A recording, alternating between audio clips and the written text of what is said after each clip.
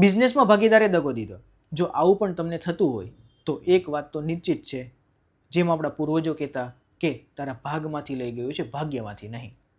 એટલે જે બિઝનેસની અંદર તમને એવું ફીલ થતું હોય કે મારા ભાગીદારે લોસ કર્યો, આ કર્યું, તે કર્યું, અથવા તેને મારા ભાગમાંથી કાઢી નાખ્યું, એને અણબનાવ કરીને કંઈક બીજે ઇન્વેસ્ટ કરી દીધું, મને જાણ નથી, પણ એક વસ્તુ તો નિશ્ચિત છે કે એ તમારા ભાગમાંથી લઈ ગયું છે, તમારા ભાગ્યમાંથી નહીં. જો તમારામાં હિંમત છે, તમારામાં તાકાત છે, તો તમે તમારા જોરે આખો બિઝનેસ ઊભો કરી શકો છો, બીજાના જોરે નહીં. તો આજ સુધી જેટલું પણ લઈ ગયો છે એ આજના દિવસ પૂરતું લઈ ગયો છે. આવતીકાલે તમે શું કરવાના છો, આવતીકાલની શું સ્ટ્રેટેજી છે, આવતીકાલે તમે કઈ રીતે વર્ક કરવાના છો, એ નહીં લઈ જઈ શકે.